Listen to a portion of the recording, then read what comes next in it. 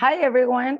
My name is Daniela Castillo, and I am a licensed veterinarian in California and Mexico. And I've been vegan for 12 years, and I am interviewing a great friend here, Eileen Kenney. Is that how you say your last name? I always call you by Eileen. It's Eileen Kenney. Eileen Kenney. Well, I haven't even been pronouncing your. And the last time I saw you was on Vegan Day. We've met a few times to eat delicious vegan food around LA, and the Vegan Day event that we went together was like amazing and super fun, wasn't it? Yes, very much so. I love parties, so that was like amazing. So the goal of this meeting is to highlight the hard journey of individuals like Aileen and into the veterinary profession as vegans and their important accomplishments in the veterinary field. I personally want the vegan word to be more mentioned in the veterinary field, and this is one of the reasons why I'm doing this. And I want this to be a norm in the future. I also want to present different vegan journeys from veterinarians to hopefully inspire more veterinarians to go vegan. So you are my third guest, and my dear friend Aileen. I'm gonna quickly say your biography. So Dr. Kenney received her DMV from North Carolina State University. She subsequently completed a rotating internship in small animal medicine and surgery at the Animal Medical Center in New York City, followed by a clerkship in small animal emergency medicine and surgery at Michigan Veterinary Specialist. Dr. Kenney completed her residency in emergency and critical care from Tufts Cummings School of Veterinary Medicine and became board certified in veterinary emergency and critical care in 2012. Her professional interests include sepsis, multiple organ dysfunction syndromes, traumatic brain injury, and cardiopulmonary cerebral resuscitation. Oh my God, you sound like a real vet. In her free time, Dr. Kenney enjoys health and fitness, dancing, traveling to explore new places, and spending time with her four-legged family, her two cats, Biscotti and Sapphira, who are lovely cats, and I have the pleasure to meet them. So I'm going to start with my first question to you, and I'm just going to go straight and ask you, how was your experience in veterinary school? So I have been vegan for 7 years now, and I was in veterinary school from 2000 to 2004. So that was almost, what was that now? Almost 20 years ago. So I was not vegan when I was in veterinary school, but it did give me insight into the cognitive dissonance that, most of society has, people that haven't made that connection with sentient beings and other animals. And so I feel like going through veterinary school as an omnivore, I think we had 2 vegans in my class. And I remember thinking like, oh, they're so strange. Why would they limit themselves? And I was under that kind of thought at that time and through most of my life, because that's just what's normalized. But I do remember times in vet school, I was part of a research project with pigs where we were studying their reproductive cycles and what happens to the corpus luteum on the ovary and whatnot. And so we would have to harvest their corpus luteums, their ovaries, to do the research. And they would kill the pigs they wouldn't just spay them, because that actually requires drugs and anesthesia and time and all of this. And so they would wait till they would go into their heat cycle, slaughter the pigs in the pathology lab, and we would collect the ovaries and then run some hormone testing, which probably amounted to nothing. I don't really know what that research contributed. But I remember feeling like, why do they have to die for this? And there was, and if you were in the path lab too, I remember once I walked down there and people were killing chickens and they would just snap their neck but they're still alive. They're just, paralyzed, and they would throw them in a bucket and they would start flapping around until they died. But that was like the quickest way to kill them, was just to snap their necks. And, again, I was an omnivore at this time, but there's still this feeling of horror where you're like, oh, you're watching something suffer and die. and for no purpose, not that any purpose is good, but I remember having those feelings. And, the crazy thing is then becoming vegan, it was when this awareness really becomes a part of you, and when I became aware of what happens in slaughterhouses and all of that, is basically just, this is not an isolated incident. This is the way it is. And it took me a long time to make that transition and that connection in my head. But going through veterinary school, I didn't find it too challenging, but it was a really long process for me to start making, connections with other animals and having me live my own life ethically. Yes. Thank you so much for sharing your experiences. And Yeah. the next question is super related, because it's when and how was the moment that you decided to go vegan? So this is like my favorite question to ask. Yes. So, as I said, it was a process for me, but I do remember the moment. The moment was after I watched Dairy is Scary on YouTube, which is just a quick 5-minute video on why dairy is bad, for ethical reasons, let alone health and the environment and all of that. But it was a very in your face, slap in your face, you are contributing to so much suffering and pain and poison to yourself. And it was condensed in 5 minutes, and it was stuff I already knew at that point. And so, once I saw that, I was just crying, and I was like, I am not living according to my ethical code. And, it was the easiest decision, I had ever made at that point. People say, oh, it must be so hard to be vegan. And it's like, no, it's so easy. When you make that connection, it is so easy. But leading up to that, I'm getting emotional just talking about it. But I had started a health journey about 6 years before that, where I started reading labels and making sure I didn't have preservatives or stuff that didn't look like food, and chemicals and that sort of stuff in my food, and being more conscientious about what I was eating. And then 2 years before I went vegan, I watched Earthlings, which was also a moment. It just wasn't the complete revolution moment. But when I watched Earthlings, that's when I gave up meat. And so I became a pescatarian for 2 years before I finally, and I think during that time frame, watching Earthlings and seeing everything and knowing what goes on, I just wasn't ready in myself to make the big jump. But then in those 2 years when I was pescatarian, I always just felt like you were doing this half-assed. You know what's right and what's wrong. And so then, then it just became easy when I said, you know what, I'm not going to make myself suffer anymore to live, in a way that doesn't align with what I believe. That is so amazing. And I love this question because you made the connection because of videos. So it's just like example that all activism helps. My last friend went vegan because a client of hers told her, like she told her something as a veterinarian that just stick with her. And anyways, that's awesome.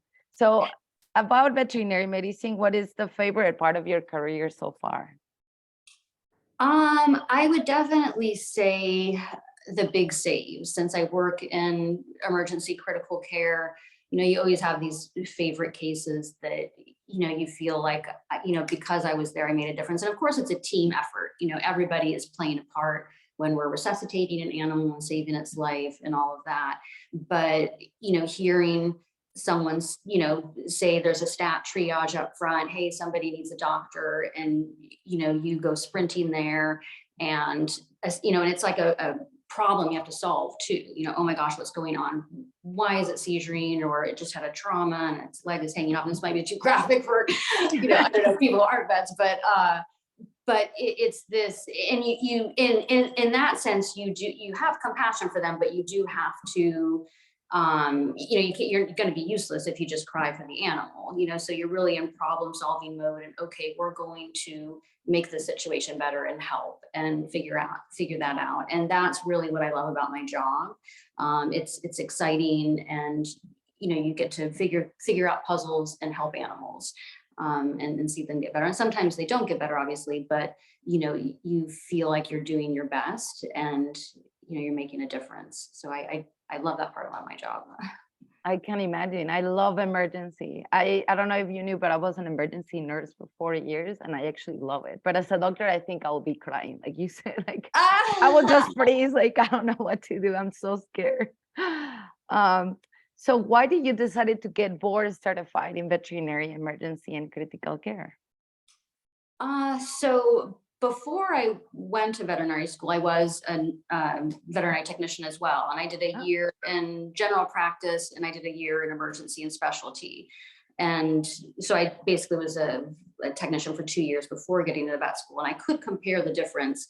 And I don't know if it's just that I did GP first, but once I got into emergency and specialty, I really enjoyed taking care of the sick animals, you know, the vaccines and the wellness checks and all of that. I was like, oh, so boring. Here's your new puppy pack, you know, come back in 3 weeks for your vaccine and all this. But then you see all this exciting stuff happen in the ER and the animals and, you know, having the doctors figure things out. And that really intrigued me, even going into vet school, feeling like, okay, I feel like I want to specialize, but I don't know in what. And going through vet school, I really got pulled in so many directions. Everything was fascinating to me. You know, when I first started, I wanted to be a surgeon, and then I thought about being a cardiologist and even a radiologist and all these different disciplines I was very fascinated by. And throughout all of that too, I actually still worked as an emergency technician through veterinary school. And every summer when I was in North Carolina, we would go basically camp in the woods for several weeks and help all the dogs that would get beat up during bear hunting oh, season. So I would get a lot of trauma experience with that. And, you know, it finally just made sense to me that, well, I really enjoy so many different disciplines and I enjoy emergency. That's really the blend where you get to, you have to really know something about all these different disciplines, because anything that comes to the door, it could be having a neurologic emergency, a cardiac emergency, endocrine, you know, trauma, you name it. So you sort of get a blend of everything and you know, keep it fun and interesting for yourself, you know. yeah, that sounds so amazing. Um, what is it that you died to tell to your colleagues, if there was any? So the thing I would say that I would really love to say is it kills me when, you know, the whole hospital drops everything we're doing and we all go to help save Fluffy because Fluffy's going to die. And we put a ton of money and effort and care into it and we make a difference and we all high five and then they go down and they eat a hamburger. And that, you know, and I understand it because I was there. You know, I understand that, you know, we think, okay, these are the ones we love and these are the ones we eat, and we assign those values to them. But that's a value that we've assigned. They both have inherent value, just like we have inherent value, and seeing them all as equal. And so, you know, I would just love for them to realize that this is not right. You know, from my mind, the way that, you know, I've come to understand the world and love and compassion and caring is there's a better way to live ethically if you really care about these animals. You know, there's something that tastes just as good, that's even healthier, you know, and nothing had to suffer and die for it. And you have that option. You know, if you don't have that option, if you live in Alaska and all you can do is fish in an ice thing, you know, I understand if those ability, you know, that those resources aren't available to you, if you're like an indigenous person in the woods and you're hunting or something like that. But in most of the world, we have the option to be compassionate people. And if we can, why would we not choose to do that? So well said. Thank you so much. Yeah. I'm so happy and proud to be your friend. Um, how do you visualize a future vegan world? So I imagine it would be far from now that, you know, our species could evolve enough to be at a point where we say, yeah, remember when we used to, you know, feed people to lions for entertainment, or remember when we used to have slaves, you know, or there was, you know, when we had ageism or we discriminated against, you know, disabled people or who knows what. And remember when we used to raise and slaughter animals for food, and I would love for that to be one of those realizations. Like, remember when we were such barbarians, that this is what we did to survive. That we've enjoyed something for 5 minutes to eat it, and it had to go through a very short lifetime of pain and suffering. When there's a better way to do it, you can do lab grown meat, and so I understand people do need to eat to live, but you can eat healthy and not eat animals. And if you do want to eat animals, if you do want the taste of flesh, then people could have, just like you have a refrigerator, you could have a little percolator and grow your own lab meat in your house. Yeah. And have a society where people are gardening carrots in their backyard, and they go into their little meat whatever meat maker from Yeah. grown tissue, and you can like grow your own steaks at home or something like that. So I would love to see society move to something creative like that, where it's accessible, it's cheap, it's a healthier version, it's a more compassionate version. It's not something I think I would eat myself, because I just have lost the desire to eat meat going through this journey. But if people want to do that, you can do it in a way that nothing gets hurt. Yes. I love asking this question, because between all of us, we can create a bigger and more complete, vision of the future of veganism. Yeah. So that's the next question. I'm gonna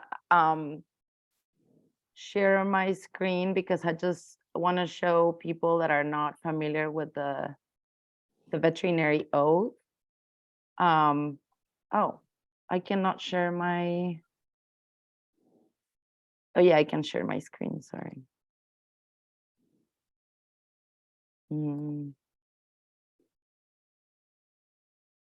Okay, so my next question, you guys can see this, right?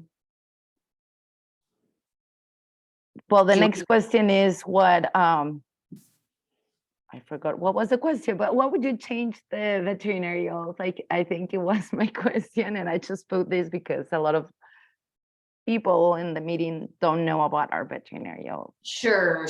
It's very small for me, so I don't know if you want me to read it for them, or if you want to read it. Yeah, you can read it and then tell me. I mean, I already highlighted some things, but I have to get my glasses. I can read it right now if you want me to. It says, being admitted to the profession of veterinary medicine, I solemnly swear to use my scientific knowledge and skills for the benefit of society through the protection of animal health and welfare, the prevention and relief of animal suffering, the conservation of animal resources, the promotion of public health, and the advancement of medical knowledge. I will practice my profession conscientiously, with dignity, and in keeping with the principles of veterinary medical ethics. I accept as a lifelong obligation the continual improvement of my professional knowledge and compliance. thank you so much. Sorry, Crystal. not compliance. Very nice. So I would say, I see all your highlights.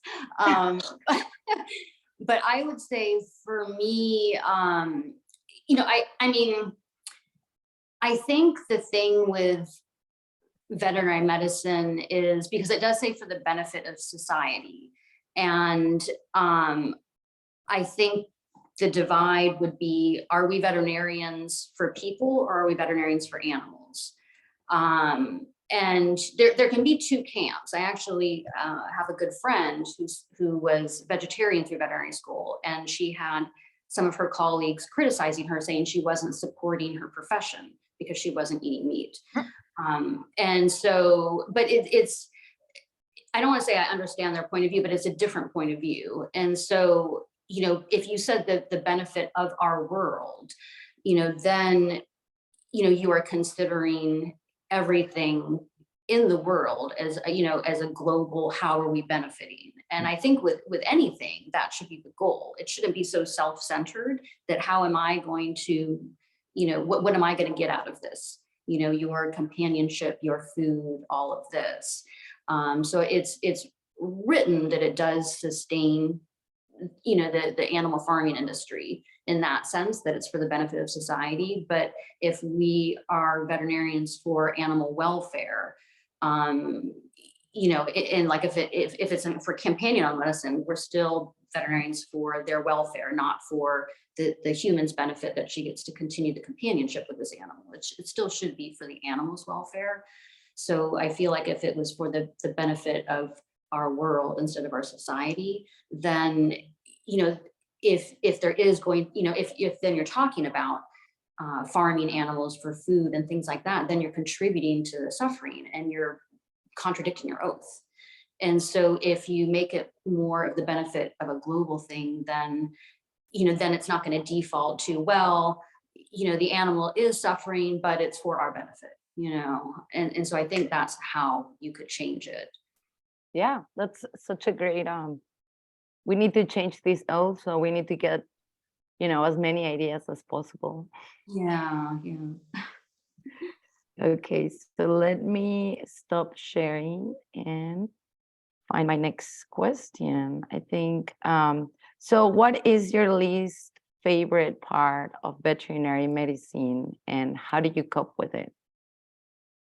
My least favorite part would be the financial aspects, which, I don't know if every veterinarian would say this. I mean, maybe there can be many different things you wouldn't like, but it is difficult to be able to have the knowledge and the ability to help something. It comes in, it has a shattered pelvis and a broken leg and needs a few days in the hospital and surgery, and who knows, I mean, it can be any situation. But then, and the owners love their pets and they don't have the money for it, and then the pet's going to suffer and you have to put it to sleep. And sometimes you can patch them up if it is something that you could patch them up for and do more of a budget plan. But it is heartbreaking the way our society is set up, and I don't know how we can necessarily change that aside from, having nonprofits and things like that. But, it's a society based on money. So, the client comes in and we're offering a service, and it does break my heart that, then we have to, do what's, it's not the optimal plan. And, how I cope with it, I mean, you do just have to cope with it. You do get used to those situations, but I'm always trying to devise a plan that is in the owner's ability. I never say, oh, okay, well, if you can't do this, then your only option is euthanasia. I'm always, okay, what can we do? What can we figure out? Can we give you some meds? Can you recheck with your family vet? Here's a discounted shelter. I know a person, this and that. And so I always try my best to give the owners as many options as possible so that euthanasia is the last option. Absolutely. And I think we had somebody commenting about it. Better wages for the whole society. Everything gets more expensive while wages have been stagnant for over 40 years.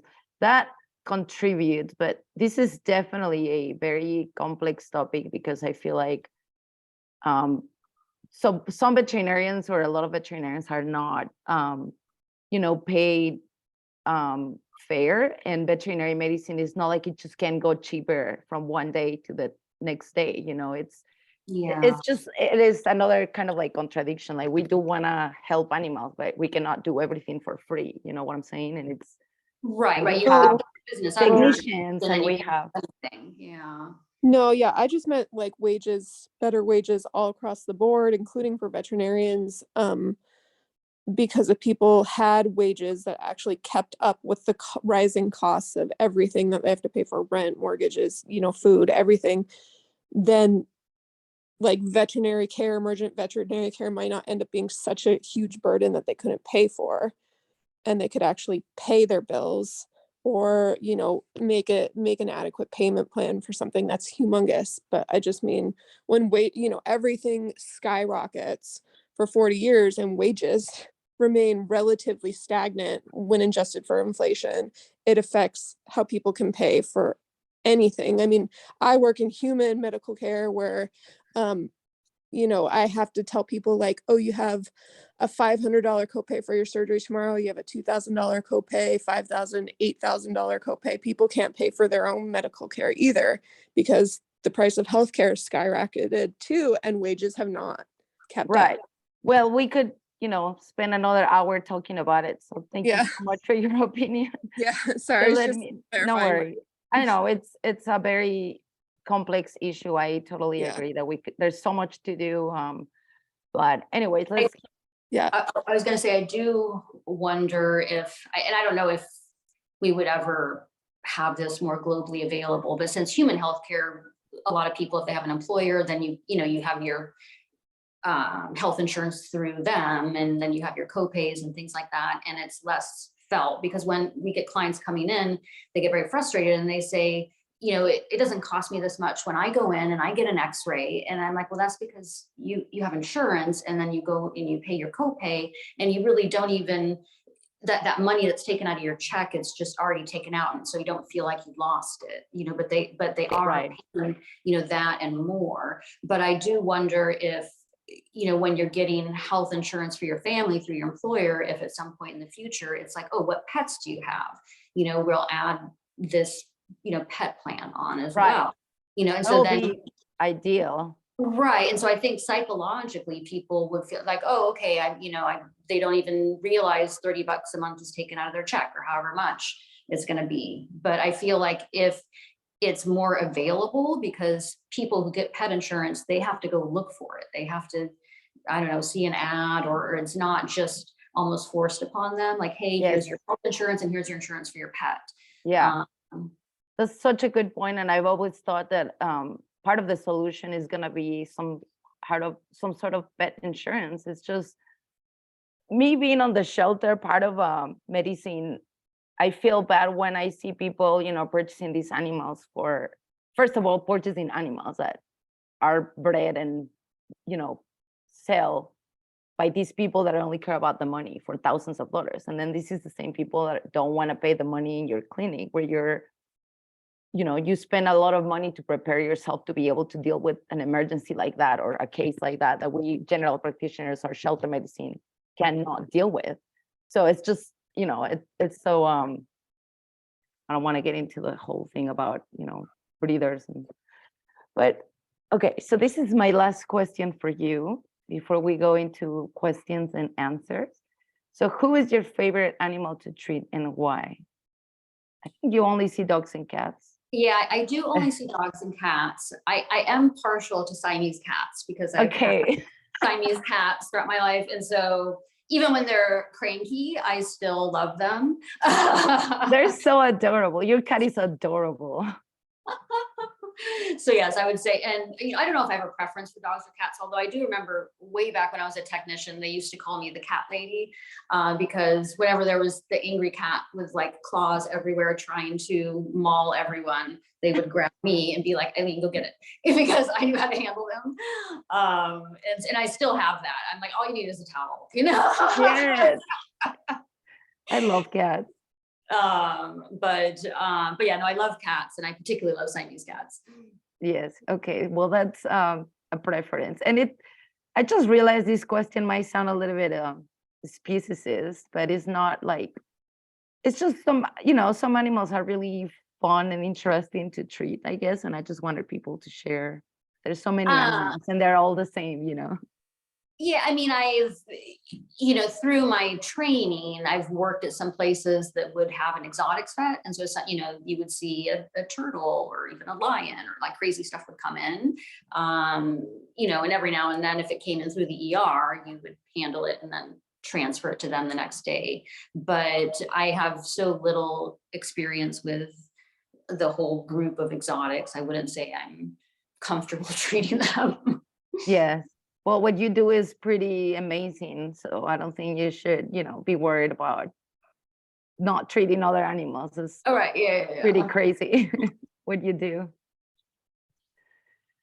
So let's see if we have any questions.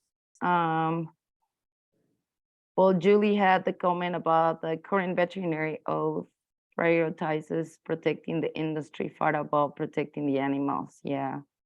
Imagine a human Hippocratic oath that prioritizes the protection of the medical industry above protecting the health of well-being of human patients. Really, it's something like that. What about something similar to the Hippocratic oath, which is first, do not do harm to the patient? Yes. Then I already read this comment from you. Crystal said, make the corporations and billionaires pay their fair share to help provide care for animals in need, especially if they profit from animal exploitation. Hopefully we can help animals this way, Crystal. That'll be awesome.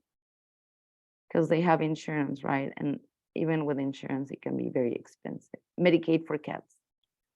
Oh, you have questions. Okay, awesome. Crystal, please.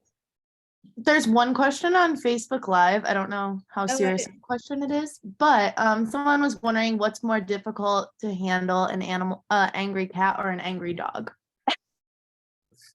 For me, well, it depends on the size of the dog.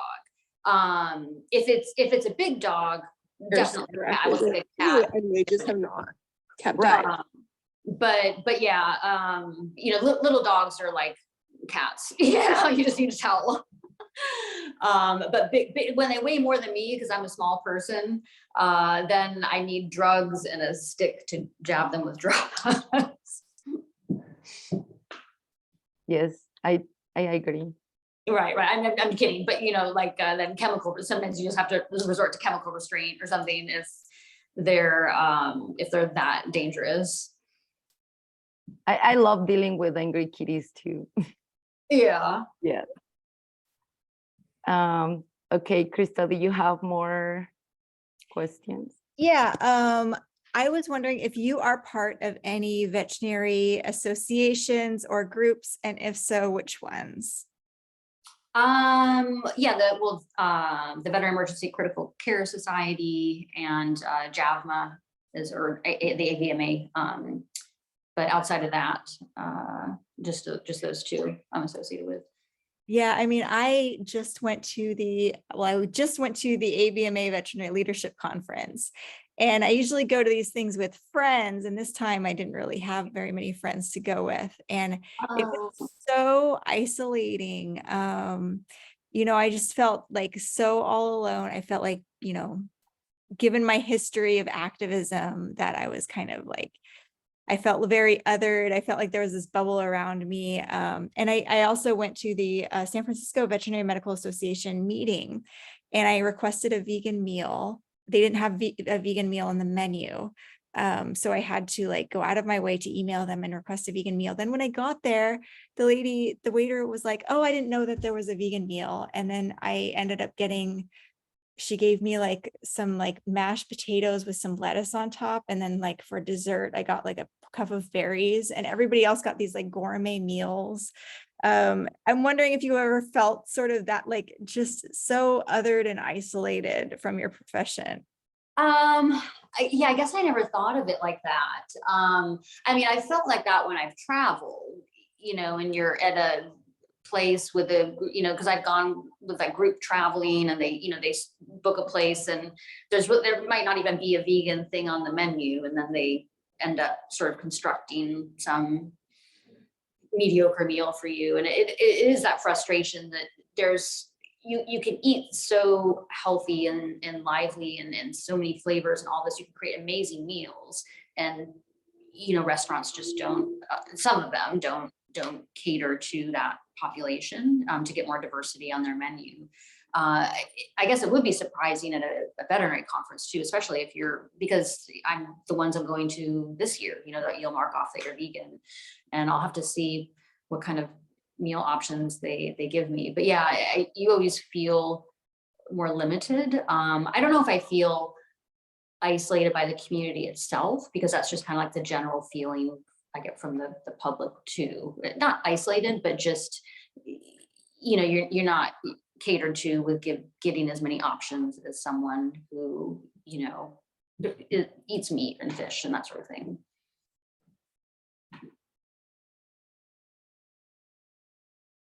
Crystal? Oh, Yeah. Yeah, that's interesting. I think it's also like a personality thing with me too. Like I'm more introverted and it's like harder for me to make friends and talk to people. And it's like, so when I show up with these things, I'm already like isolated, I'm already vegan. And now like there's this extra layer of I guess, yeah. interacting. And I'm always worried, like, did they see that meme that was made about me telling them to beware that I'm, affiliated with terrorist organizations? Like how much, go walking into a room, how much do they already have preconceived notions about me? Right. Well, I guess, all you can do is, if they have preconceived notions of you and then you meet them and they write you off because of that and not because of what they see when they meet you and their interactions with you, then that's on them. That's, their loss if they're, writing you off without even meeting you. And then, they're not worth being your friend. Yeah. And you have people approaching you because they agree with you too. Yeah. And that was awesome to see. And I'm sorry you weren't alone. I know. We'll have I'm fun like sorry. later on in the year. Hopefully more people will come. Yeah, we should hang out at conferences, at veterinary conferences together. All And the vegans, like you got to come to all these conferences, like come with us. It's so much fun when there's a group of us together. And we can talk about animal rights. And I got a mentor at this most recent conference, like they assigned me one. And he worked in lab animal medicine, which is great. Like I'm fascinated to like, talk with somebody like him, but he was very professional and very nice and everything. But, the conversation steered towards animal rights. And I tried to connect with him at first and, how similar shelter medicine, which is what I do, is to lab animal medicine. But it's very different in how the two relate to animal rights activists, because the history of lab animal medicine, there was a lot of violence early on, a lot of vandalism and stuff from animal rights activists. Whereas in shelter medicine, we very much partnered with animal rights activists, and that led us to, they helped us get more funding to the shelters. They helped us, outreach to the community so that the community could help and foster animals and adopt and spay and neuter their animals. And it was a very healthy partnership between animal rights activists and the shelter community, but kind of an unhealthy environment between lab animal medicine. And I talked about how in lab animal medicine, we have a lot of former lab animal medicine people with our honor, and a lot of them had concerns with their job and would go to their bosses, and their bosses would say, suck it up if you want to be in this career. But then they would go to animal rights activists, and the animal rights activists would call them, murderers and torturers and stuff. So they had nowhere to go until now, until our honor is like, we understand these complex issues. And he understood all that and found it very interesting, but I thought he was also very skeptical. And he's like, the problem is, with animal rights activists and everybody else, it's like we have our beliefs, they have their beliefs, and we always think the other side, once they hear all the arguments, are going to change their mind. And so there are these two opposing sides, and there's no talking between them. People, just like in the Vox article, Simon Shane said, basically talked about fruitless discussions of ethics and morality. And I am so saddened that the veterinary profession thinks that these are fruitless discussions of ethics and morality, because there's so much nuance, I think. So, not all of us talk about these things with our colleagues. I tend to, but I understand why a lot of people don't. How do you tend to talk about these more complex ethics and morality discussions with your colleagues who maybe disagree with you, or do you kind of stay away from those conversations? Yeah, I mean, in a way, I feel like I do a disservice that I don't speak up too much, in my field. if people ask me why I'm vegan, I'll like, you know, because I'll order food and it comes from Veggie Girl and they're like, oh, Dr. Kenney, are you vegan? And I'm like, yes, you know, and like, you know, but I'm like, I don't elaborate on it unless they ask. And then if they ask, I usually keep it pretty much like, yeah, I watched, you know, I'll tell them what documentaries I watched that really helped me make a compassionate connection and not want to eat animals anymore. But and sometimes you might get into a little bit more discussion when they're curious and maybe they're kind of on, you can tell they're a little bit on the path themselves, like, yeah, I don't like how I feel when I eat meat and, you know, whatever. And so I'll help them a little bit, but I feel like I don't wear a sign. And, you know, sometimes I don't know if that's good or bad, you know, because I have gone to animal rights conferences and things like that. And it's very invigorating to see how much passion people have and how much they're fighting. And then you're like, I'm not doing enough. and so then I have that feeling when I'm around people that you see, they really are making a difference. And, you know, I know you know, like with me, I make a difference where I can, but then you always have this feeling, I feel like I need to do more. And so I do struggle a little bit with that. Yeah, it's so hard. There's so much to do. And it's hard because we work all day doing vet stuff, our regular jobs. And then, you know, trying to do activism on top of that. And if you have families and stuff, it does get so hard. And like this Vox article talks about too, that Daniela is in and that I am in, that Lisa Moses was talking about, you know, veterinarians just don't have the bandwidth to discuss these like broader issues. And then that leads, you know, people in the industry who their entire lives are to, you know, gain profits and figure out how to, you know, increase revenues for companies like Merck and Cargill and Tyson and Smithfield. You know, they're putting lots of money into marketing to the people about this and increasing their profits. And the rest of us who really, really care about animals and do dog and cat stuff just don't have the bandwidth to fight it, which is very depressing. But I think, you know, things are changing. The general public is catching on. And I envision personally a massive revolution in our food system in the next couple of decades. Like within our generation, I think we'll start to see a scaling down of animal agriculture from everything that I'm seeing and how the tide is turning. So. Well, that warms my heart that you see that, because I feel like I'm not in it enough to see the changes. And so, you know, I have all these hopes that things will get better, but, you know, I just don't know how legislature and things like that are progressing. You know, I almost wonder if in the future it's going to be something where, for various reasons, probably environmental damage, but in terms of if they're going to have to downsize how much they're, you know, making cattle and farming and that sort of thing, that then it's almost like you're rationed, like, you know, you can only have meat twice a week, or, you know, get your meat ticket or something. Like, are we going to be in a situation like that? Because, you know, there's the population's exploding. We can't maintain everybody farming all this stuff and all the animal diseases and everything that, you know, animals have to go through, and how it's, you know, ruining the environment and just all these things. And everyone's dying of a heart attack.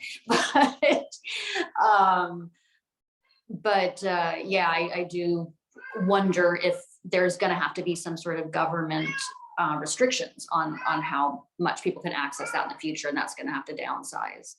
Yeah, and I think if people are super worried about that, but I envision you're going to be rationed maybe your animal meat, and you're going to be able to eat the exact same flavor that you enjoy, the same taste and texture, but it's not going to come from animals. It's going to come from precision fermentation or cultured meat or something else. Meat. So, and people won't really miss it. They'll be like, eventually they'll be like, well, why would I want to eat animals? I mean, it is such a weird, antiquated form of nutrient production. I mean, we have all of these like dairy robots and stuff. It's like we accept, and the industry accepts all of this new technology to increase the production of protein via animals, vaccines and feed additives and various medications and like milking robots and all these things. But as soon as you advance technology to the point where you produce nutrients without the animal, suddenly you're an extremist radical. And that doesn't make any sense to me. And I hope someday people will realize that. Right. Heaven forbid you want to not kill something and still get some nutrition. Yeah.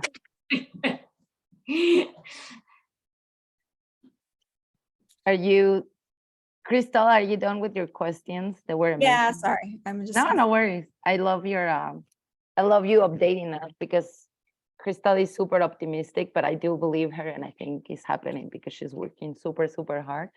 And no matter what we do, we all feel like we're not doing enough, but I'm positive that you're doing more than enough in the ER, because a lot of us could not do that job one day.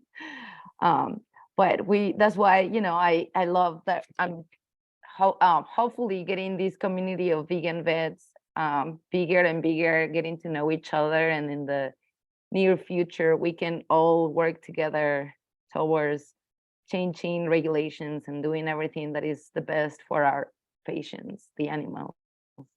Well, thank you so much for getting the word out and getting us all connected and everything too. Yes, this is super important. Telling stories is how change is made, and getting to hear people's stories. And, you know, I think a lot of people think that vegans and animal rights activists are these scary monster people, and they don't realize that they're normal people, especially in vet school. Like, did you learn in vet school, you had this like animal welfare versus animal rights class where you learned that animal rights is just a crazy perspective, and we're all for animal welfare. And just so you know, like the Humane Society is out to get us and is going to damage our profession. This is what I got at UC Davis.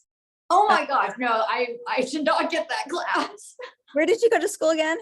North Carolina. What? And North Carolina is home to the Prestige Department of Poultry Science. Wow, that's surprising. Yeah, Tyson chicken. Yeah, I remember the barn. You would walk in and it'd just be this sea of chickens, and then one day they'd all be gone, and Tyson would pick them up. Yeah, wow. Yeah, that's the home of ventilation shutdown. The only reason ventilation shutdown is added in the guidelines on depopulation is because of $100,000 grant from the U.S. Poultry and Egg Association to the Prestige Department of Science at North Carolina State University, and Kenneth Anderson there did the original studies on ventilation shutdown. And that's his like non-peer-reviewed report is all that was used to put it in the guidelines. And for people who don't know what ventilation shutdown is, it like I didn't want to say it, but it's a way of mass euthanasia of a population if they're, you know, sick or something like that, and they just say it's a monetary wash, or they need to get rid of them for some reason, and will literally cook them to death, and they pump steam into their chambers, and so then they're inhaling hot steam and their insides are boiling, and they get heat stroke and suffocate to death. And this is considered a humane euthanasia, you know, in the food. So that, you know, that for anybody that's not a vet, and, you know, that's not the way that we take care of animals. Yeah, that's what we're fighting for. Yes. Yeah. And I mean, they don't call it humane euthanasia. I don't use the word euthanasia because I reserve that word for the humane ending of the life of one who is suffering. Yeah, I mean, it's killing en masse, and that's all it is. And yeah. kind of a cheap way to get rid of the animals, and especially when these companies didn't plan ahead for the emergency that was inevitable. So we didn't choose to be good stewards of their animals. Like, we used to have a responsibility to ensure that all the animals we brought into this world had a not cruel death, and we cannot no longer ensure that with animals today. Yeah. Well, hopefully, you know, get more veterinarians to find out about these, because a lot of us don't know anything about it until COVID happened, and, you know, the Right. HPAA. I mean, the only good thing about it is it's, you know, having these conversations that we're having right now, and they're gonna keep going. And I'm also very sure that change is happening, and change is gonna happen hopefully sooner than we believe ourselves. But Eileen, thank you so much for being here, for being in this world, for everything that you do, for being my friend, and for coming to my meeting. And with that, I think I'm just gonna close this meeting so I don't steal more of your time. And I hope we can go party sometime soon in LA. Yes, yes. And well, thanks everybody. And I think we're gonna close this meeting if you don't have anything else to add, Eileen or Crystal or anybody else. Oh, thank you so much. It was lovely meeting you. Yeah, likewise. I will try to gear up to party with you sometime, but I am an introvert, so I could do like maybe. We can have, be a small party, just like a. Yeah. We can do Partying a is small, big, overrated. medium, it doesn't matter. Okay. Thank you so much, guys, and I'll see you the next time. Okay. All right. Bye. Thank y'all. you.